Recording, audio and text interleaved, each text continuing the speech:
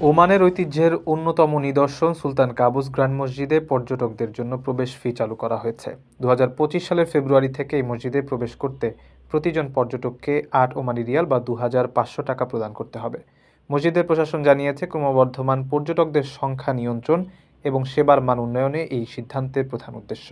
সুলতান Qaboos grand মসজিদ প্রয়াত সুলতান Qaboos বিন সাইদের এক স্মরণীয় উদ্যোগ। ১৯৯৫ সালে বাউসের অঞ্চলে মসজিদের নির্মাণ কাজ শুরু হয়, যা সম্পন্ন হতে সময় লাগে প্রায় ৬ বছর ৪ মাস। কালিয়ন আলাওয়ি এলএলসি এর নির্মাণের দায়িত্ব ছিল।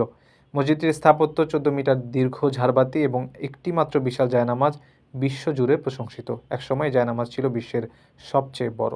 দ্য ইসলামিক ইনফরমেশন জানিয়েছে, প্রবেশ ফি চালুর পাশাপাশি পর্যটকদের জন্য বিভিন্ন উন্নত ব্যবস্থা গ্রহণ করা হয়েছে। ৩৫ জন দক্ষ গাইড বিভিন্ন ভাষায় মসজিদের ঐতিহ্য তুলে ধরবেন। এছাড়া দর্শনার্থীদের জন্য ওমানি ঐতিহ্যবাহী পোশাক ভাড়া দেওয়ার ব্যবস্থাও চালু করা হয়েছে, যার জন্য ফি নির্ধারণ করা হয়েছে ২.৫ ওমানি রিয়াল। মসজিদের পবিত্রতা ও নিরাপত্তা নিশ্চিত করতে বিশেষায়িত প্রতিষ্ঠান নিয়োগ করা হয়েছে।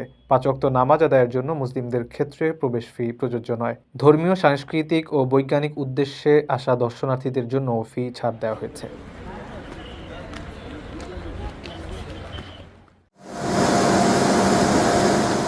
ওমান থেকে ভিসা নিষেধাজ্ঞা পাওয়ার পর দেশটিতে বাংলাদেশের সংখ্যা কমেছে।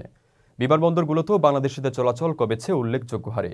দেশটির ব্যস্ততম বিমানবন্দর মাস্কাট এয়ারপোর্টে গত বছরের নভেম্বর পর্যন্ত প্রথম ১১ মাসে মোট যাতায়াত করেছে ১,১৭,০০,০০০ যাত্রী, যার মধ্যে বেশিরভাগই ভারতীয়। ওমানিদের অবস্থান দ্বিতীয় এবং পাকিস্তানি আছেন তৃতীয় নম্বরে। অথচ ভিসা বন্ধের আগ পর্যন্ত বন্দরগুলোতে বাংলাদেশি যাত্রী সংখ্যা ছিল সবচেয়ে বেশি। রয়্যাল ওমান পুলিশের দেয়া অক্টোবরে ডেটা বিশ্লেষণ করে দেখা গেছে, গত এক বছরে ওমান থেকে প্রবাসীর সংখ্যা ১.২% কমেছে। সবচেয়ে বেশি কমেছে বাংলাদেশিদের সংখ্যা, শতকরা হিসেবে যা মোট হিসাবের ৯.৫%। দেশটিতে বর্তমানে প্রবাসী শ্রমিকের সংখ্যা ১৮ লাখ।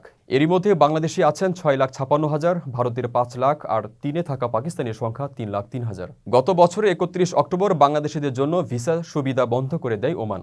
এতে দীর্ঘ সময় পর্যন্ত সব রকমের ভিসা ইস্যু বন্ধ হয়ে যায়। অবশ্য সরকারি পর্যায়ে দেন দরবারের পরে দেশটি উচ্চ আয়ের পর্যটক, পেশাজীবী সহ কয়েকটি খাতে ভিসা নিষেধাজ্ঞা শিথিল করে। তবে বহুল আকাঙ্ক্ষিত শ্রমিক ক্যাটাগরি এখনও নিষেধাজ্ঞার আওতায় আছে, আর যার প্রভাব পড়েছে আকাশপথেও। সংশ্লিষ্ট ব্যক্তিদের সঙ্গে আলাপ করে জানা গেছে, নিকট ভবিষ্যতে ওমানের শ্রমিক ভিসা চালুর কোনো সম্ভাবনা নেই। অপরদিকে অবৈধ প্রবাসীরাও বাধ্য হচ্ছেন দেশ ছাড়তে। ফলে ওমানে প্রবাসীদের মধ্যে বাংলাদেশিদের সংখ্যাগরিষ্ঠতার পরিচয় আর কতদিন থাকবে তা নিয়েও শঙ্কা জাগছে।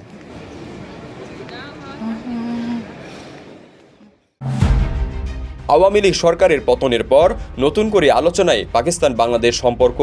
আকাশপথে বাংলাদেশের সঙ্গে সরাসরি যোগাযোগ স্থাপন করতে যাচ্ছে দেশটি। যে কোনো সময় চালু হতে পারে দুই দেশের মধ্যে সরাসরি ফ্লাইট। ভিসা জটিলতা নিরসনেও কাজ চলছে। সোমবার ঢাকা সফররত পাকিস্তানি ব্যবসায়ীদের নিয়ে রাজধানীর একটি হোটেলে আয়োজিত সভায় ঢাকায় নিযুক্ত পাকিস্তানি হাইকমিশনার সৈয়দ আহমেদ মারুফ বলেন, চলতি বছরে শুরু হচ্ছে সরাসরি বিমান চলাচল। তবে আগে বাংলাদেশি এয়ারলাইন্স ফ্লাইট চালু করলো নাকি পাকিস্তান এয়ারলাইন্স চালু করলো সেটি কোনো বিষয় না। পাকিস্তান দুই দেশের মানুষের মধ্যে যোগাযোগ স্থাপন করতে চায়। সভায় ফ্লাইটের পাশাপাশি ভিসা জটিলতার প্রসঙ্গ উঠে আসে। এসব সমাধান হলে বাংলাদেশে কৃষি, পর্যটন, টেক্সটাইল ও সিরামিক সহ বিভিন্ন খাতে পাকিস্তানি বিনিয়োগের সম্ভাবনার কথা উল্লেখ করেন বক্তারা। এ সময় the federation of Pakistan chambers of commerce and ইন্ডাস্ট্রির সভাপতি আতিফ ইকরাম শেখ বলেন, বাংলাদেশ পাকিস্তানের মধ্যে বিপুল বাণিজ্য সম্ভাবনা রয়েছে। বিশেষ করে কৃষি, ঔষধ, চামড়া, মেশিনারি, কেমিক্যাল, আইসিটি খাতে দুদেশের একসঙ্গে কাজ করার যথেষ্ট সুযোগ রয়েছে। এক্ষেত্রে আঞ্চলিক যোগাযোগের সুবিধাকে কাজে লাগানো যেতে পারে। এছাড়া সবাই ভিসা সহজীকরণ নিয়ে কাজ চলছে বলেও জানান Pakistani high commissioner Syed Ahmed Maruf. Assalamu alaikum. How are you, Mr. Samsul Alam? Are you from Bangladesh? Bangladesh. Very lucky place. From where you bought your ticket? সংযুক্ত আরব আমিরাতে বাংলাদেশ ও ভারতের 4 প্রবাসী মোট 2,80,000 দিরহাম পুরস্কার জিতেছেন বাংলাদেশি মুদ্রায়, যা প্রায় 92 লাখ টাকা। বিগ টিকিট ড্র সিরিজ 270-এর অংশ হিসেবে আয়োজিত বিগ উইন প্রতিযোগিতায় তারা এই অর্থ জেতেন। 4 ভাগ্যবান বিজয়ীর মধ্যে অন্যতম হলেন বাংলাদেশের মোহাম্মদ সোহেল আহমেদ আলাউদ্দিন। 40 বছর বয়সী এই ফল বিক্রেতা 1 লাখ দিরহাম জিতেছেন বাংলাদেশি মুদ্রায়, যা প্রায় 33 লাখ টাকা। তিনি 17 বছর ধরে দুবাইতে বসবাস করছেন এবং 8 বছর ধরে 2 ঘনিষ্ঠ বন্ধুর সঙ্গে প্রতি মাসে টিকিট কিনে ভাগ্য পরীক্ষার চেষ্টা করে আসছেন। তিনি পুরস্কারের অর্থ দিয়ে একটি ব্যবসা শুরু করতে চান। আর এক বাংলাদেশি প্রবাসী সামিউল আলম আব্দুর রাজ্জাক 90,000 দিরহাম জিতেছেন, বাংলাদেশি মুদ্রায় যা প্রায় 30 লাখ টাকা। দুবাইয়ে বসবাস করা এই সাজসজ্জা কর্মী 5 বছর ধরে টিকিটে অংশ নিচ্ছেন। আব্দুর রাজ্জাক বলেন, পুরস্কারের অর্থ তিনি বন্ধুদের মধ্যে ভাগ করে দেবেন, কারণ তারা একসঙ্গেই সবসময় টিকিট কিনেন। Look at that smile! Congratulations! কুয়েতের নতুন আবাসন আইনের অধীনে আইন লঙ্ঘনের জন্য জরিমানা সর্বোচ্চ 600 কুয়েতি দিনার থেকে বাড়িয়ে দ্বিগুণ করা হয়েছে। গত 5 জানুয়ারি থেকে এই আইন কার্যকর হয়েছে। দেশটির স্বরাষ্ট্র মন্ত্রণালয়ের এক্স বার্তার বরাত দিয়ে স্থানীয় গণমাধ্যম কুয়েত টাইমসের প্রতিবেদনে এই তথ্য জানানো হয়। 2024 সালের আবাসন আইনের লঙ্ঘনসহ বিভিন্ন অপরাধে জড়িত থাকার দায়ে গ্রেপ্তার হওয়া বিভিন্ন দেশের বহু প্রবাসীকে নিজ দেশে ফেরত পাঠিয়েছে কুয়েত। সরকার জানিয়েছে, দেশটিতে যারা কাজের ভিসা নিয়ে কুয়েতে আসেন কিন্তু নির্ধারিত সময়ের মধ্যে ভিসা নবায়নে ব্যর্থ হন, তাদের প্রথম 2 মাসে দৈনিক 2 দিনার এবং পরবর্তী মাস হতে প্রতিদিন 4 দিনার জরিমানা করা হবে, যা সর্বোচ্চ 1200 কুয়েতি দিনার পর্যন্ত হতে পারে। এছাড়া পারিবারিক ভিসা, ব্যবসায়িক ভিসা, ভ্রমণ ভিসা এবং একইভাবে সমস্ত ধরনের ভিজিট ভিসা লঙ্ঘনকারীদের জন্য মেয়াদের অতিরিক্ত থাকার জন্য প্রতিদিন 10 দিনার জরিমানা আগের মতোই। তবে নতুন আইনের অধীনে সর্বোচ্চ 2000 দিনার পর্যন্ত জরিমানা আসবে।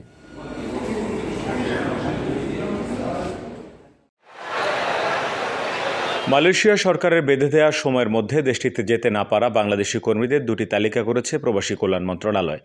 এই 2টি তালিকা অনুযায়ী সরকারি জনশক্তি রপ্তানিকারক প্রতিষ্ঠান Bangladesh overseas employment and services লিমিটেডের মাধ্যমে অগ্রাধিকার ভিত্তিতে তাদের মালয়েশিয়া পাঠানোর উদ্যোগ নেওয়া হয়েছে বলে মন্ত্রণালয়ের কর্মকর্তারা জানিয়েছেন। গত বছরের মার্চে মালয়েশিয়ার পক্ষ থেকে জানানো হয় তারা 2023 সালের 31 মার্চের পর নতুন করে আর কর্মীর চাহিদাপত্র ইস্যু করবে না। তবে এই সময়ের আগে ইস্যু করা চাহিদাপত্রে বিদেশি কর্মীরা 31 মে পর্যন্ত দেশটিতে প্রবেশ করতে পারবে। এই সময়ের পর আর কাউকে প্রবেশ করতে দেয়া হবে না। তবে সেই সময়সীমার মধ্যে প্রায় 17,000 বাংলাদেশি কর্মী মালয়েশিয়া যেতে পারেননি বলে প্রবাসী কল্যাণ মন্ত্রণালয় সূত্রে জানা যায়। সেই সময় তৎকালীন প্রবাসী কল্যাণ মন্ত্রী শফিকুর রহমান চৌধুরী দাবি করেছিলেন, রিক্রুটিং এজেন্সিগুলোর গাফিলতির কারণেই মালয়েশিয়া যেতে পারেননি বাংলাদেশি কর্মীরা। অন্যদিকে association of travel agents of Bangladesh আটাবের পক্ষ থেকে সে সময় বলা হয়, প্রবাসী কল্যাণ মন্ত্রণালয়, বাংলাদেশ জনশক্তি কর্মসংস্থান ও প্রশিক্ষণ ব্যুরো বিএমইটি ও বাইরের মধ্যে সমন্বয়হীনতাই কর্মীদের মালয়েশিয়া যেতে না পারার কারণ। জানা গেছে, মালয়েশিয়া যেতে না পারা সেই 17,000 কর্মীর মধ্যে প্রায় 4,000-এর মতো কর্মী পরবর্তী সময়ে পাসপোর্ট জনিত জটিলতা কাটিয়ে মালয়েশিয়া যেতে সক্ষম হয়েছেন। বাকি 13,000 কর্মীর মধ্যে প্রায় 3,000 কর্মীর মালয়েশিয়া যাওয়ার সম্ভাবনা নেই বললেই চলে, কারণ তাদের নিয়োগদাতা কোম্পানিগুলো কালো তালিকাভুক্ত। বাকি যে 10,000 কর্মী আছেন তাদের এখন বোয়েসেলের মাধ্যমে মালয়েশিয়ায় পাঠানোর উদ্যোগ নিয়েছে মন্ত্রণালয়। তাদের মধ্যে 5,000-এর বেশি কর্মী মন্ত্রণালয়ের মাধ্যমে এজেন্টদের কাছ থেকে টাকা ফেরত পেয়েছেন। বাকিরাও যাতে টাকা ফেরত পায় সেজন্য মন্ত্রণালয় কাজ করছে। মন্ত্রণালয়ের কর্মকর্তারা জানিয়েছেন, মালয়েশিয়া যেতে না পারা কর্মীদের 2টি তালিকা করা হয়েছে। তাদের মধ্যে যাদের জনশক্তি কর্মসংস্থান ও প্রশিক্ষণ ব্যুরোর ছাড়পত্র ছিল এবং এজেন্সি থেকে টাকা ফেরত পেয়েছে তাদের নাম আছে প্রথম তালিকায়। আর যেসব কর্মী বিএমইটি ছাড়পত্র পায়নি তবে এজেন্সি টাকা পরিশোধ করেছে তারা আছেন দ্বিতীয় তালিকায়। এর মধ্যে প্রথম তালিকায় থাকা কর্মীদের বোয়েসেলের ব্যবস্থাপনায় কম খরচে মালয়েশিয়ায় পাঠানোর চেষ্টা চলছে।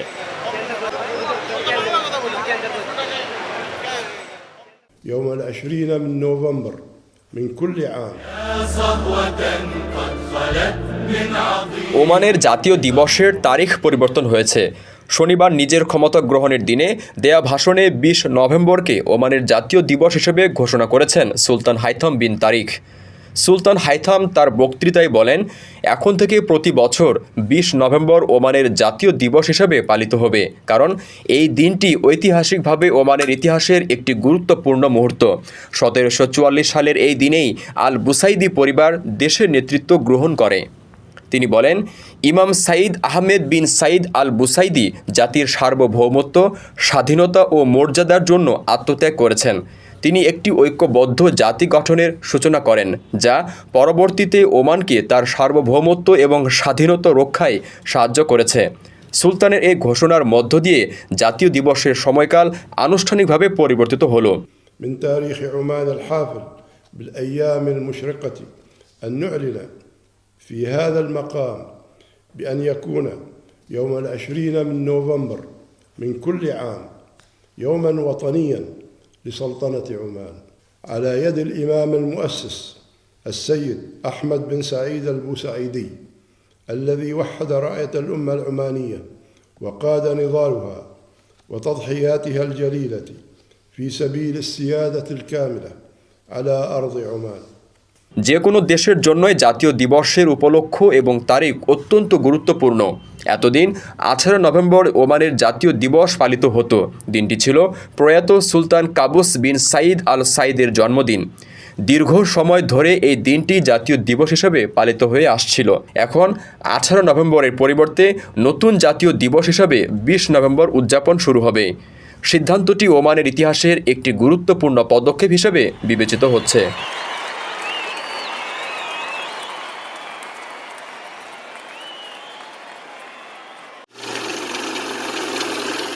বিশ্বব্যাপী তৃতীয় সর্বোচ্চ ব্যয়বহুল মুদ্রার অবস্থান ধরে রেখেছে স্বনামধন্য তেল ও গ্যাস রপ্তানিকারক দেশ ওমান। ওমানি রিয়ালের মূল্যমান $2.6 1970-এর দশকে চালু করার পর থেকে এখনও পর্যন্ত সব রকম নির্ভরযোগ্যতা নিশ্চিত করে আন্তর্জাতিক লেনদেনে প্রভাব ও আভিজাত্য ধরে রেখেছে ওমানি রিয়াল। যদিও এর বিপরীতে বাংলাদেশি টাকার মান কমেছে। 2024 সালের মার্চেও এক ওমানি রিয়ালের বিনিময়ে বাংলাদেশি মুদ্রার দাম ছিল 283 টাকা। তবে বর্তমানে বাংলাদেশে ওমানি রিয়ালের হার চলছে 316.80 টাকা। 10 মাসের ব্যবধানে ওমানি রিয়ালের বিপরীতে টাকার দাম 33 টাকার মতো কমেছে। ফোর্বস ইন্ডিয়া সাম্প্রতিক এক প্রতিবেদন অনুযায়ী আগের মতোই বর্তমানে বিশ্বের সবচেয়ে দামি মুদ্রার গৌরব ধরে রেখেছে কুয়েতি দিনার।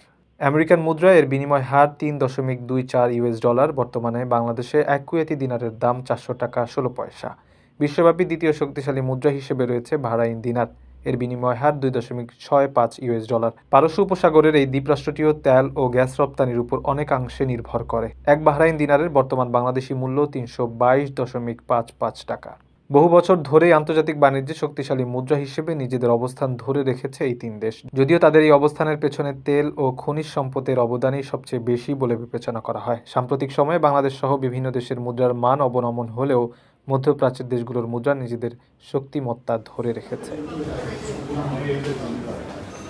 কারো কাছে স্বপ্ন পূরণ, কারো আনন্দের উপলক্ষ, আবার কারো জীবন পাল্টে দেওয়ার মুহূর্ত, কখনো জীবন বাঁচাতে সর্বোচ্চ গতিতে উড়ে চলা, কারো আবেগের শেষ মুহূর্ত, আপনজনের শেষ বিদায়ে শামিল হওয়া, এমন সব ইচ্ছে পূরণে সর্বনিম্ন ভাড়ায় দ্রুতগতির বাহন প্রবাসীর হেলিকপ্টার। আপনার প্রয়োজনে যোগাযোগ করুন আমাদের হটলাইনে।